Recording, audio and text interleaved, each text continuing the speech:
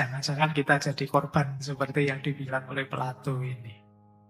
Kita tidak jernih karena banyak chaos, kemudian kita dimanipulasi, muncul orang yang ngaku pembela, pada akhirnya hanya memanfaatkan kita.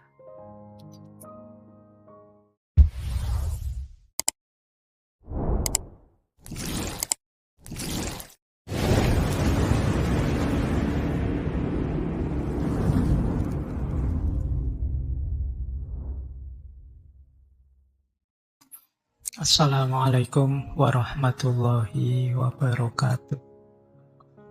Bismillah, mari kita lanjut lagi belajar kita, ngaji kita. Jadi intinya ngaji filsafat itu ya ngaji, kita belajar ya. Segala yang di luar itu bonus. Jadi bonus itu ada, alhamdulillah, tidak ada ya, tidak masalah. Bahkan termasuk pemahaman kita, kepandaian kita, itu ya anugerah sebenarnya, bonus. Karena yang bisa kita lakukan hanya belajarnya. Maka ayo kita mulai ya, nawaitunya belajar. Baik, kita mulai nggih. Oke, bismillah, malam hari ini kita membahas satu isu, satu tema, satu konsep. Yang teman-teman yang belajar filsafat mungkin sering dengar tema ini. Ini masih lanjutannya kemarin-kemarin dari Plato, yang judulnya Philosopher King, Raja Filosof. Yang ini kadang-kadang sering membuat GR anak-anak yang kuliah filsafat. Bahwa kuliah jurusan filsafat itu nanti keluarnya jadi raja. Iyalah. Baik, ya raja kan ya juga jenisnya macam-macam. Bismillah ya, kita belajar. Yuk, seperti apa sih maksudnya Plato? Tentu saja ini konteksnya nanti politik ya. Membahas tentang tata negara. Tapi ya filosofinya bukan teknisnya. Kata Plato begini. Ini yang sering jadi masalah juga di kita. Kenapa kemudian beliau menawarkan raja filosof? Orang-orang yang benar-benar baik dan bijaksana, kata beliau, biasanya tidak mau masuk ke politik, tidak mau memerintah. Padahal harusnya mereka.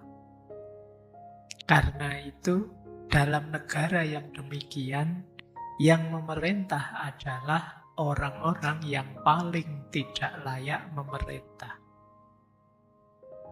Yang layak tidak mau, yang tidak layak ambisius.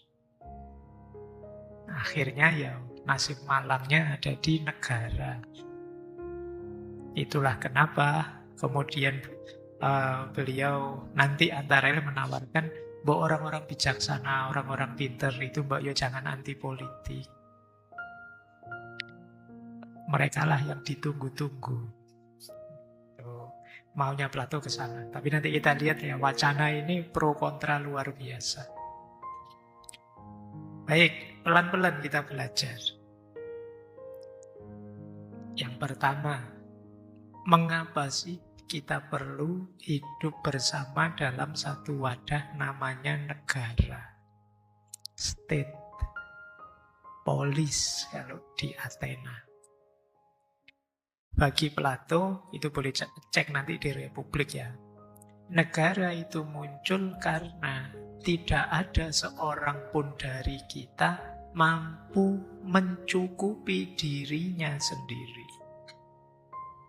Sehebat apapun orang, tidak akan bisa dia memenuhi kebutuhannya sendiri. Setinggi apapun IQ-nya, dia akan selalu perlu orang lain. Saya misalnya sudah ngaji filsafat sampai 500, sampai orang salah paham. Wah, Pak Faiz itu apa wae ngerti. Ada banyak yang saya tidak ngerti. Kadang-kadang kalian jauh lebih ngerti. Di sekitar kita ada banyak hal yang saya yakin sebagian besar kalian tidak tahu. Cara jahit baju, mungkin dari ya sekian yang hadir mungkin beberapa saja yang bisa. Cara ngeracik kopi yang enak, mungkin tidak semuanya juga tahu, ngerti nih ya. Beli gitu aja, saya mau ya sasetan gitu aja tinggal ngejur. Kita itu tidak bisa hidup sendirian. Jadi disitulah kita perlu yang ngatur. Karena kita saling membutuhkan di antara kita. Ini kalau tidak diatur bisa kacau. Jadi tidak ada satupun individu yang dapat memenuhi seluruh kebutuhan hidupnya. Nah, itu asumsi pertama kenapa kita perlu negara. Kemudian yang kedua, kita ini kan macam-macam kebisaannya. Saya ngajar, kemudian kalau petani ya nanam padi, kalau pedagang jualan, kalau kalian yang mahasiswa rebahan, ya tugasnya dewe-dewe ya. Jadi kita ini masing-masing punya peran, ada bagian-bagiannya masing-masing. Nah, yo bagian-bagian yang jadi jatah kita, ayo kita laksanakan sebaik mungkin. Ini nanti akan jadi kunci negara ini, akan jadi adil, jadi baik. Jadi ada division of labor kalau istilah hari ini. Kita itu saya saja, sejago-jago saya, meskipun ngerti filsafat ini, filsafat itu, pulang ke rumah saya tidak bisa masak, ya masak istri. Pager keropos, ya yang ngerti tukang. Kemudian urusan RT, yang ngerti Pak RT, yang ngerti Pak RW. Kita ini ada peran kita masing-masing. Yang itu kalau ada di antara kita yang tidak menjalankan perannya, atau malah ngurusi perannya orang lain, akan terjadi chaos. Disitulah gunanya negara hadir. Untuk menata hidup bersama yang saling mengisi tadi. Ya, jadi makanya sering saya bilang, manusia itu tidak pantas sombong.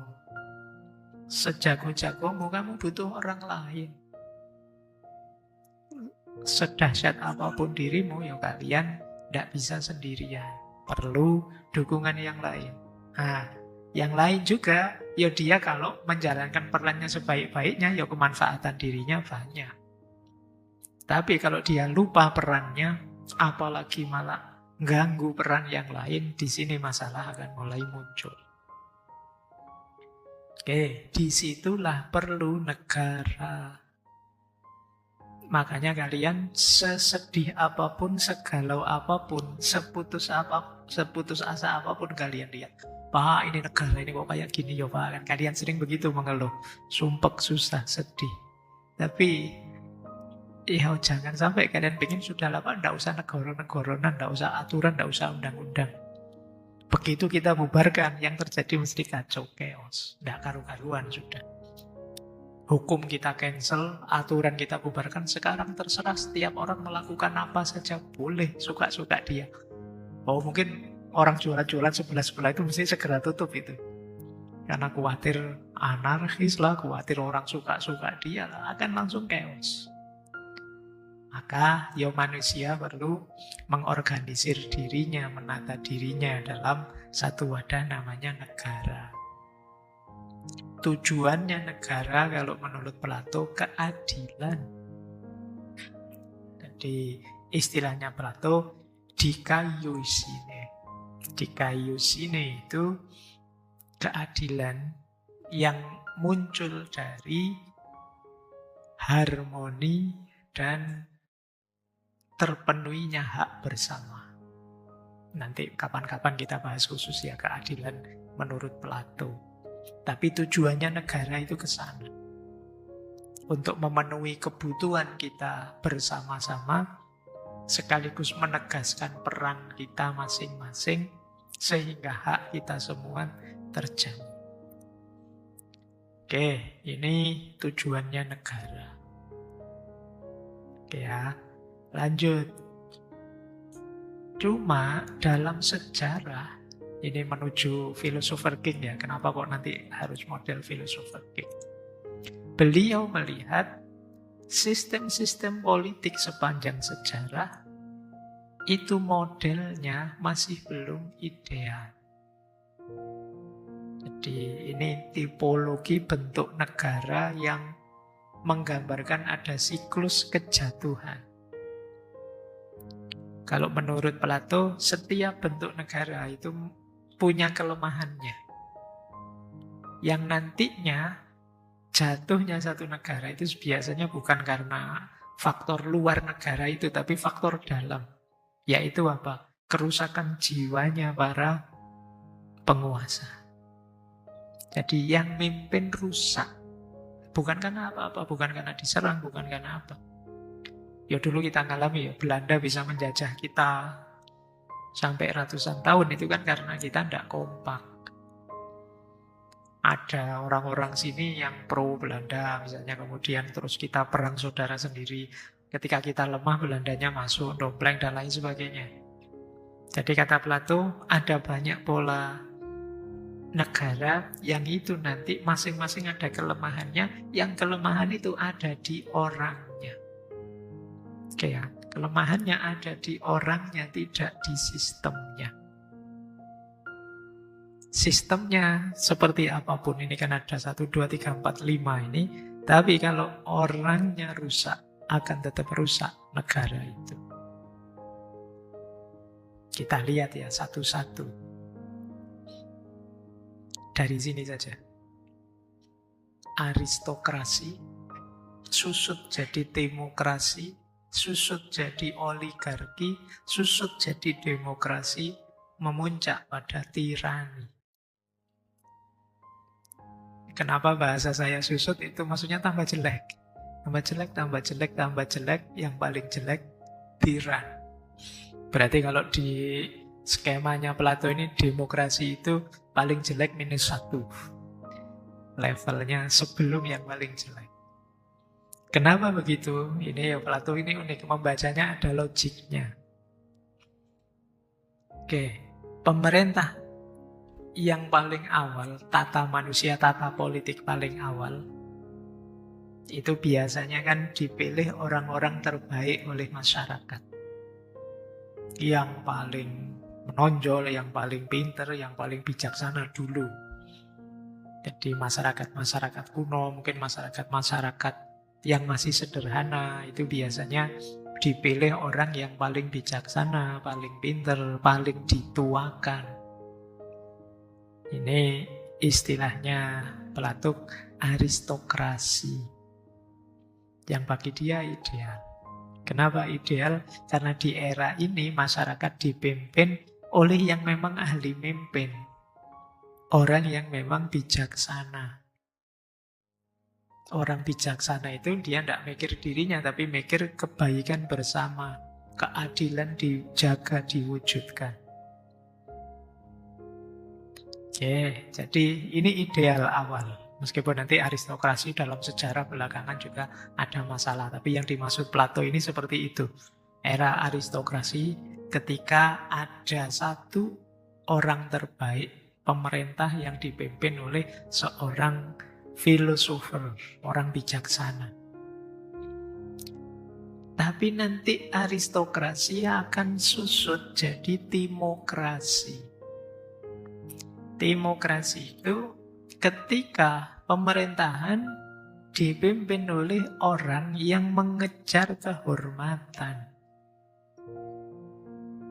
mengejar prestis, mengejar status.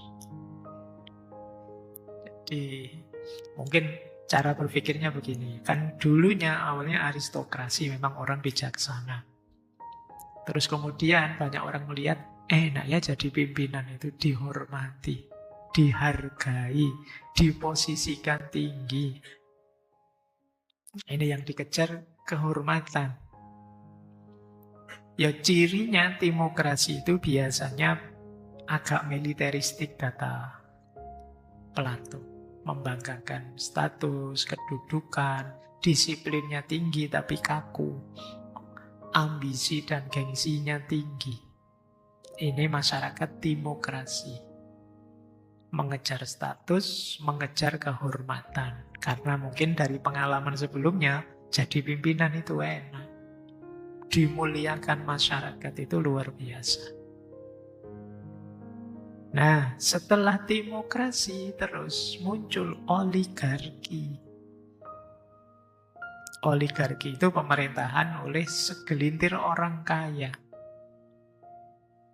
Mengapa dari demokrasi kok jatuh ke oligarki? Karena kalau tadi kan sebelumnya masyarakat itu melihat enak ya jadi pimpinan, dihormati. Lama-lama orang melihat yang dihormati itu kekayaan. Jadi lama-lama orang menghormati kekayaan. Enak ya jadi orang kaya. Bahkan orang-orang pintar, orang-orang alim pun bisa dibeli sama orang kaya. Terus orientasinya terus harta, kekayaan. Jadi kehormatan diganti uang sebagai ukuran nilai. Kemudian diam-diam syaratnya kekuasaan pun terus jadi uang. Siapa ingin berkuasa, modalnya harus besar. Nah, mulai yang dipikir harta dan kekayaan. Oke, oligarki. Lama-lama oligarki, ya cirinya oligarki itu berarti orang berlomba-lomba kaya. Biasanya kalau ada perlombaan kekayaan itu yang kaya tambah kaya, yang miskin tambah miskin.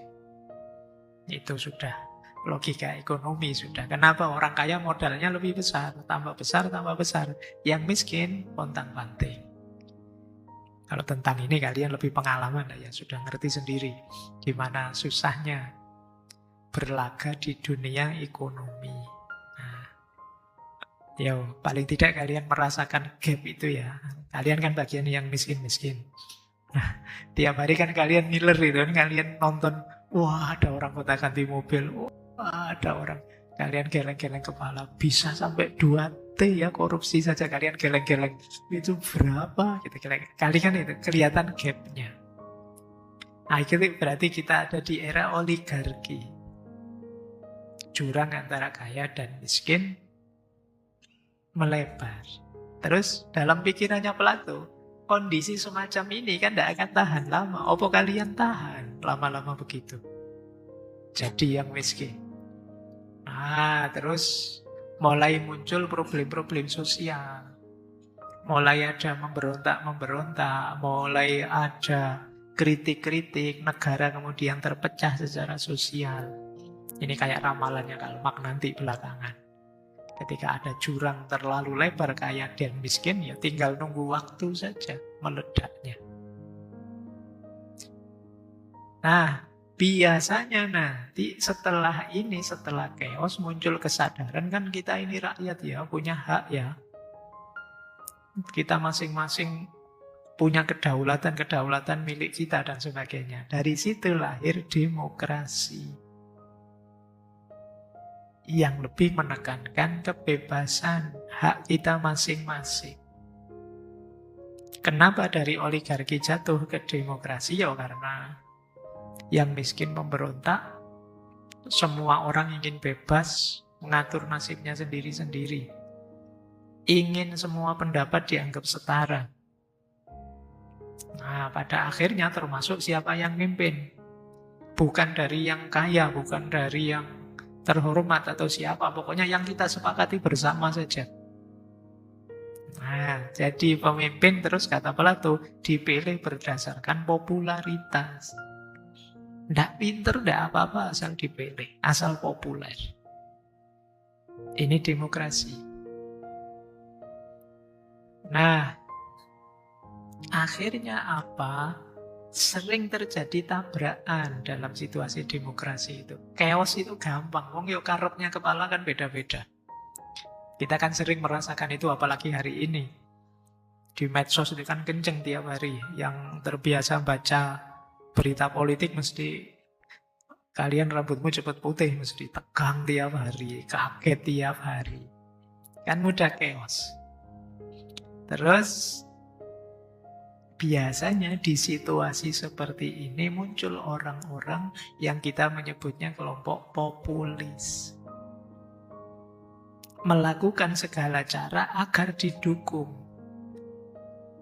Jadi pemimpin. Nah, kalau kemudian sukses, disukai, dan jadi pemimpin, akhirnya dia dapat kekuasaan tertinggi yang mutlak. Setelah ini biasanya yang terjadi apa? Tirani. Kekuasaan terpusat di orang ini terlanjur dipercaya. Nanti dalam istilahnya Plato muncul satu istilah namanya demagog. Nanti kita lihat ya, seperti apa demagog itu. Jadi dari aristokrasi terus jadi demokrasi berdasarkan kehormatan, jadi oligarki berdasarkan kekayaan, jadi demokrasi berdasarkan kebebasan, pada akhirnya jadi tiran. Jadi kekuasaan terpusat di satu orang. Baik, semoga bisa ditangkap yang dimaui Plato ya, bagaimana yang tadi saya sebut siklus kejatuhan. Ya, lanjut ya. Ini yang sering disinggung dari Plato. Plato itu tidak terlalu suka dengan demokrasi. Meskipun nanti kita ungkap juga ya kritik-kritiknya orang pada Plato. Kenapa beliau tidak suka demokrasi?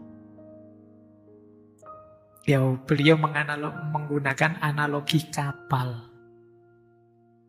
Bayangkan kalau kita naik kapal, misalnya 100 orang mau naik kapal.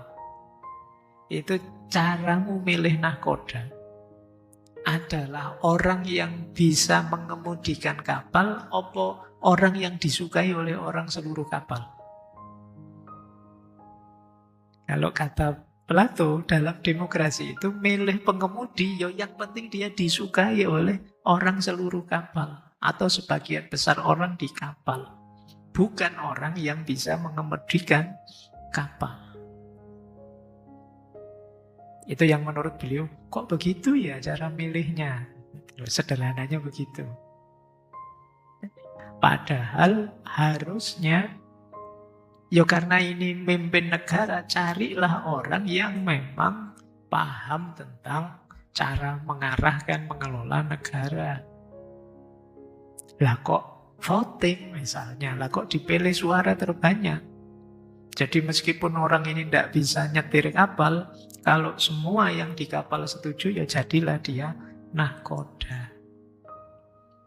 Itu yang membuat beliau mengkritik demokrasi.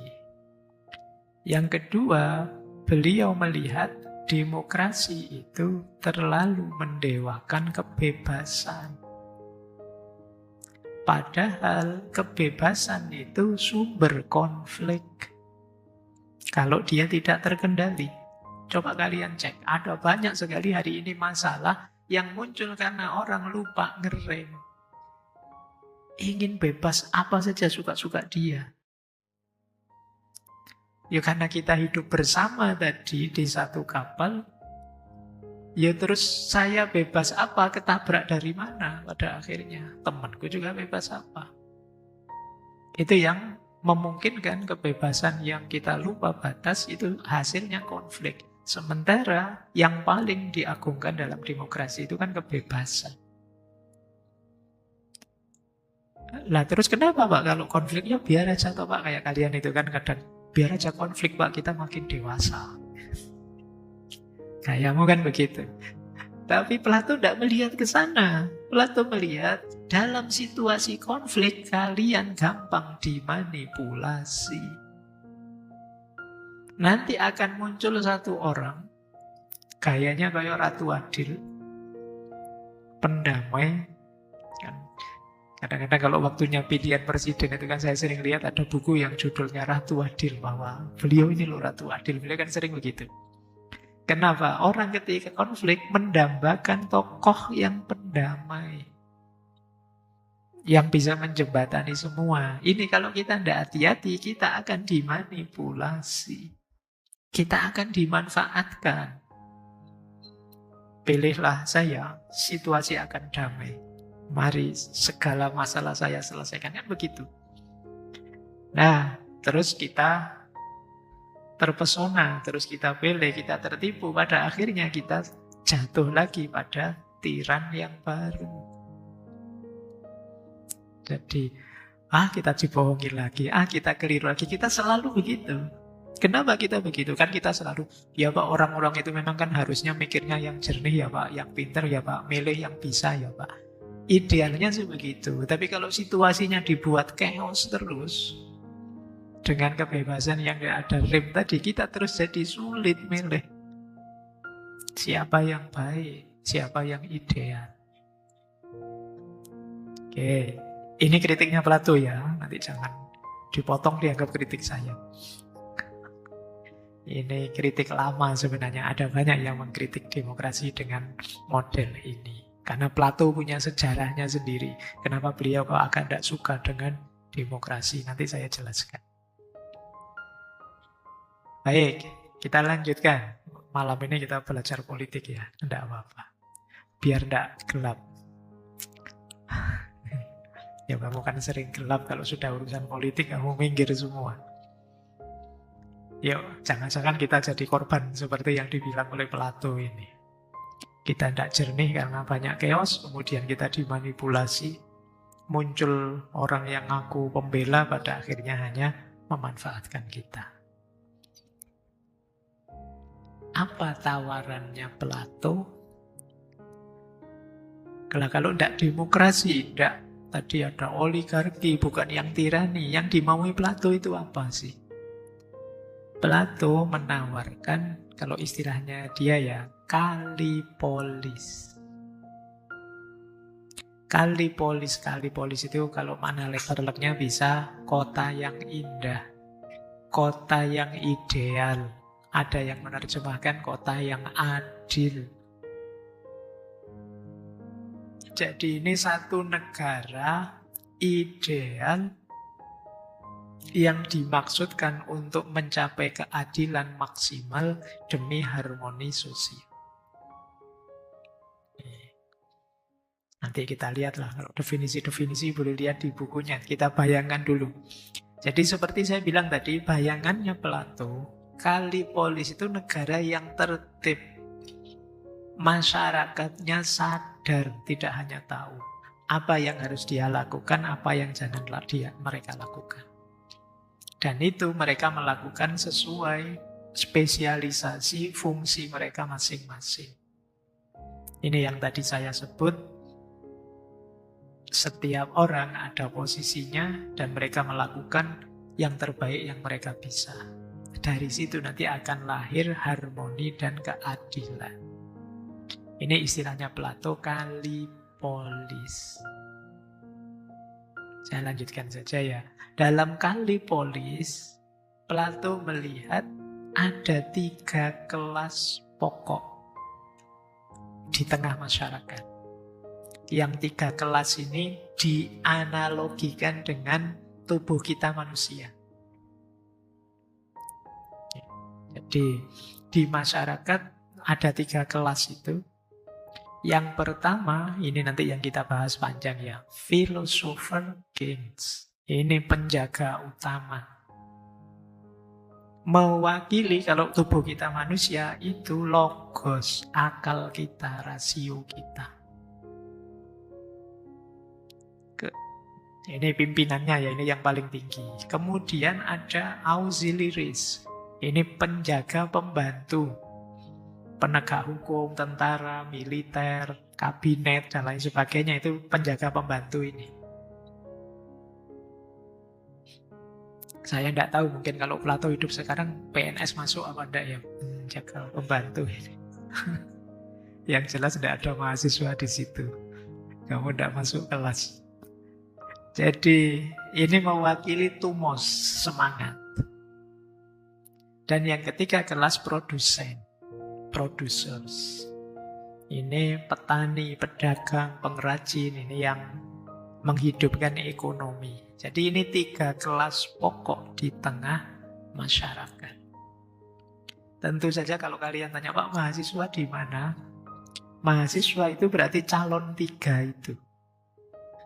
Karena untuk bisa sampai di 3 itu yang terbaik ya jalurnya pendidikan.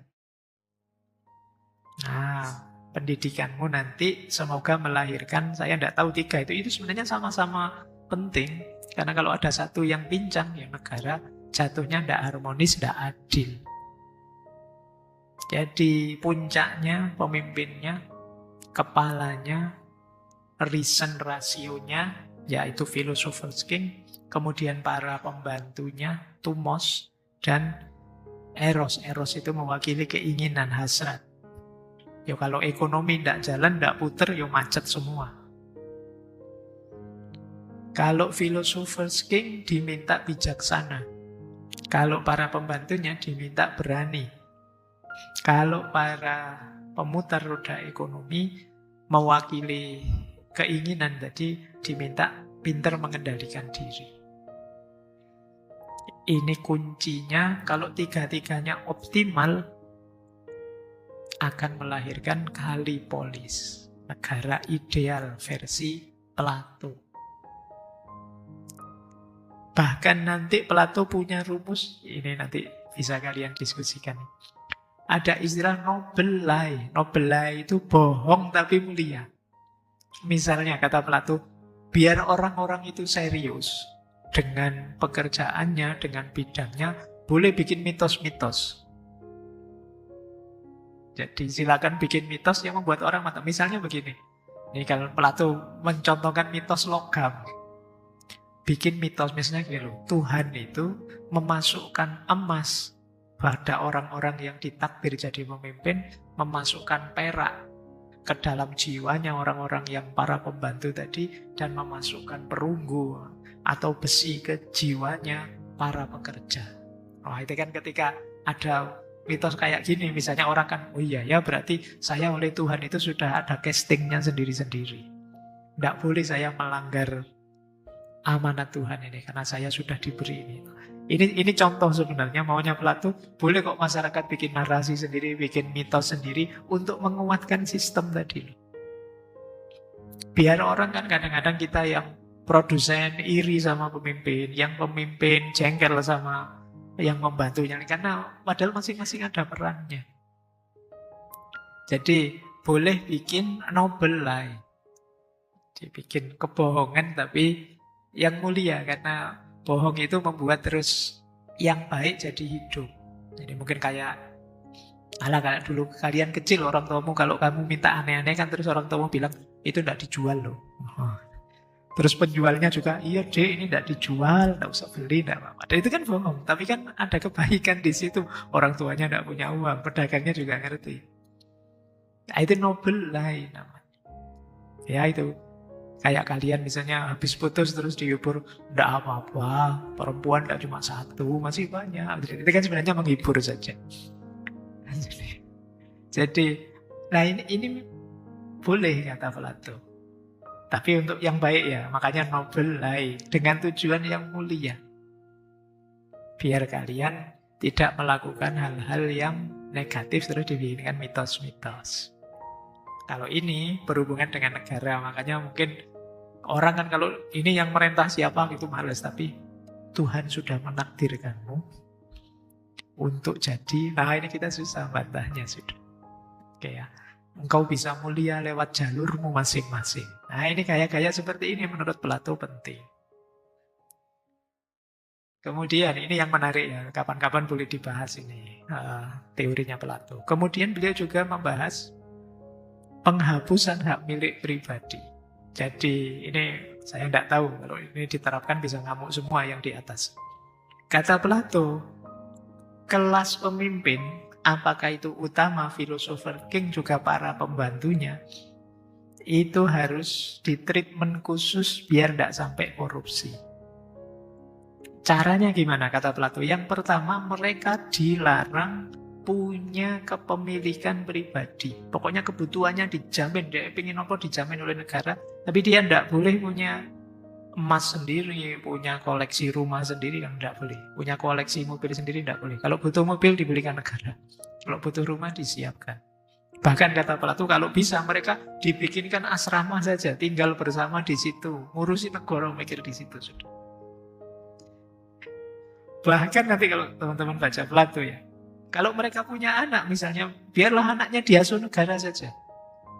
Dia biar perhatiannya nggak kepecah pada anak-anak. Kalau ada anak-anak kan kadang ya mikirnya anaknya dulu, negaranya nanti.